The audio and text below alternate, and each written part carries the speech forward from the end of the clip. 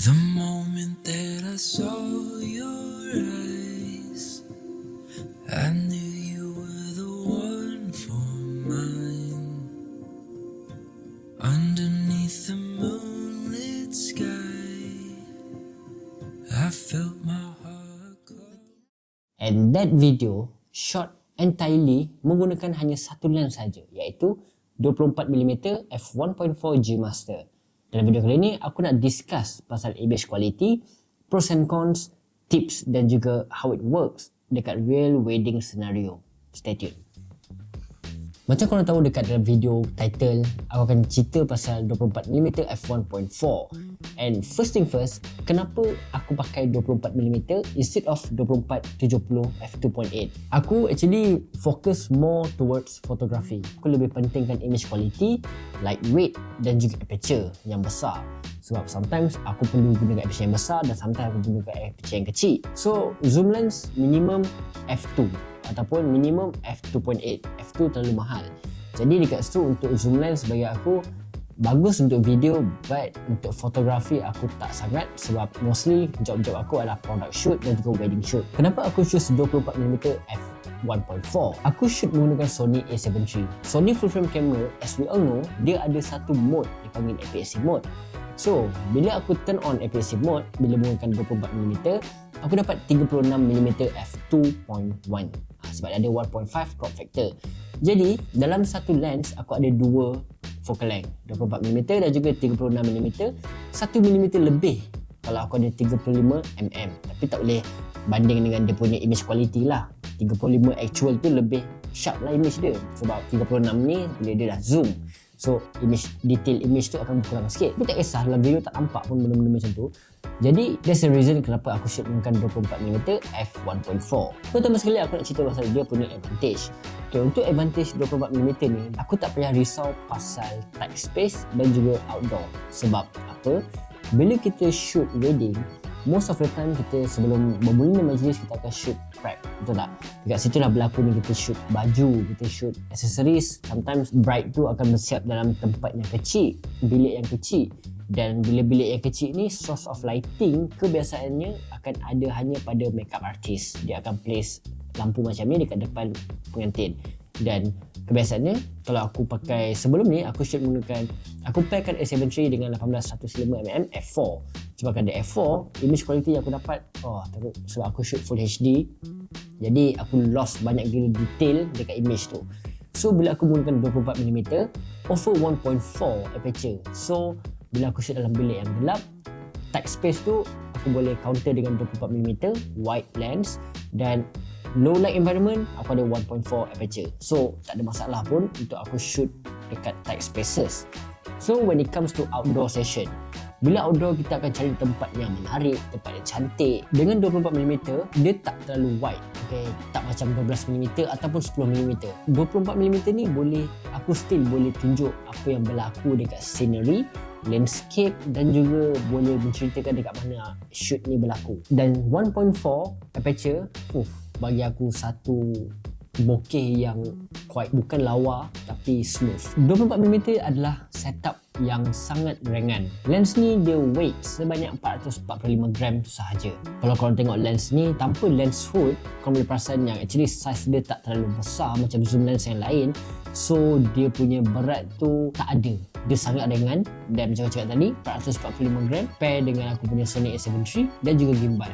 It's very light setup yang aku boleh shoot lebih daripada 6-7 jam tanpa stop. Dengan hanya menggunakan satu focal length, okay, aku boleh fokus ataupun aku punya workflow akan jadi konsisten. Bila aku shoot menggunakan satu focal length, aku punya visual, aku punya storytelling akan lebih konsisten.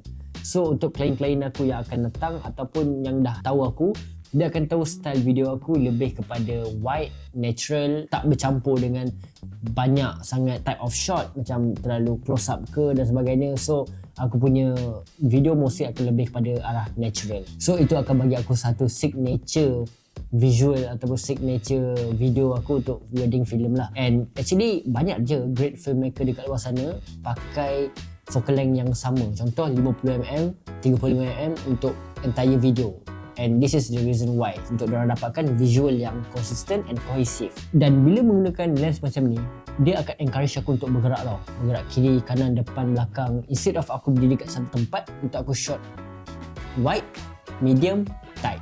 So, bila kita menggunakan prime lens dan juga 24mm, aku akan bergerak banyak sebab dia wide. Paling jauh boleh bagi 36mm saja. So, kadang-kadang aku akan bergerak ke depan, ke belakang, kiri, kanan, and dalam masa yang sama, dia ubah cara aku berfikir, cara aku shoot dan juga cara aku storytelling dalam video. Pada aku bergerak kiri kanan semua tu, aku akan jumpa satu unique perspektif untuk lens ni. Cuma of course, walaupun dia GM ke apa, dia ada limitation. So sometimes apa limitation yang ada pada 24mm ni adalah aku tak dapat nak close enough dengan subjek. Contoh bila pengantin walk down the aisle, okay? Kadang-kadang aku terfikir I wish aku ada 70-100 ataupun aku ada 24-70mm. Sebab macam cakap tadi, paling jauh aku boleh bagi 36mm. Bila dia berjalan dekat menuju ke pelamin, apa yang jadi, dia akan pandang kiri kanan, melambai dan sebagainya. 24mm aku boleh shoot entire scene dan juga dengan 1.4 aku boleh separatekan subjek dengan background lah, of course. But aku tak boleh nak dekat dengan muka subjek untuk bagi satu feel yang very warm, sebab waktu tu lah diorang tengok kiri kanan, melambai apa semua kan. So aku tak dapat nak capture benda tu dengan close up. So sometimes aku fikir waktu tu, kalau aku ada 70-100 pacak dekat bahagian depan, dekat pelamin tu, yang tembak straight ke dorang pun nice juga. Okay, now kita pergi ke bahagian technical. Dari segi autofocus, okay, let's be real lah, kita cakap pasal G Master kot, 3 yang paling tinggi. So selama aku pakai 24mm ni, aku tak ada focusing issue.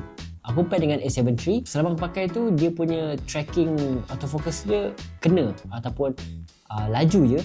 Dan aku menggunakan focus mode center, ataupun aku menggunakan focus mode center yang tengah kecil tu. The reason why aku menggunakan focus tu adalah aku nak make sure subjek aku in focus. So aku menggunakan 1.4. So sometimes aku shoot, kalau aku menggunakan wide focus mode, dia akan fokus dekat tempat-tempat lain. Apa yang ada paling depan dia akan fokus dekat situ sebab 1.4. So aku nak make sure yang focusing aku straight kepada subjek, aku menggunakan center focus mode. Dan bila dia fokus, dia tak ada dengar bunyi apa-apa, and dia silent. Sebab lens ni menggunakan dual XD linear motors. So tak bising, tak macam aku punya lens 50mm f1.8, dia akan berbunyi. Okay, so it's not pleasant to hear lah dekat kau bila kau shoot video ke apa. And bila aku combo dengan gimbal, aku boleh fokus pada framing dan composition. Bila aku pakai zoom lens, aku akan fokus pada aku nak ambil tight ke, nak ambil medium shot ke, ataupun wide shot all the way 24 ke, ataupun nak 50 ke atau 70 ke, faham tak? And bila aku pakai gimbal dan juga prime lens 24mm, zoom aku dah tak payah fikir lah, sebab tak boleh nak ubah, benda tu constant. Dan aku banyak fokus pada framing composition saja. And benda tu boleh buat aku fokus in terms of aku fikir macam mana aku nak zoom ke, nak apa ke, aku boleh fokus hanya satu je, iaitu composition. So sebab tu sometimes bila aku gunakan 24mm, aku suka main composition. Dia adalah salah satu lens yang ada unique perspektif, dan aku percaya setiap lens ada dia punya karakter tersendiri. Dan untuk 24mm, dia ada karakter unik yang kau akan nampak kalau kau main dengan composition, dan kau akan nampak kalau kau main dengan framing. And how sharp it is kalau aku wide open 1.4. Dia bukan macam lens 1.8, okay? Bila aku menggunakan 1.8, walaupun aku punya subjek tu quite sharp, apa yang aku perasan, keliling gambar ataupun edges dia akan blurry ataupun tak sharp. Yang sharp bahagian tengah saja. But 1.4, which is lagi besar daripada 1.8, surprisingly the edges of the image takkan blur, dia akan jadi soft, buatkan gambar tu akan jadi beautiful. Faham tak? Dia tak macam Sigma dia keras. Contoh kalau kau ambil gambar pakai 50, 35 ke apa, dia akan sharp, very sharp. Dia macam pisau yang kau bawa asah, dia sharp. Tapi G Master dia bukan sharp yang macam tu. Kalau kau tengok, kau macam kenapa tak sharp? Actually bukan tak sharp, dia soft. So bila korang shoot menggunakan 1.4 open wide aperture, keliling image tu akan jadi soft. So bagi aku suka look tu. Dia bagi aku satu look yang dreamy and sometimes cinematic. Overall dia balance between bokeh dan juga softness. Dia bagi 1.4, okay, great bokeh, and keliling subjek tu akan jadi lembut, soft. And kat situ korang akan nampak yang image quality korang memang lebih tinggi lah.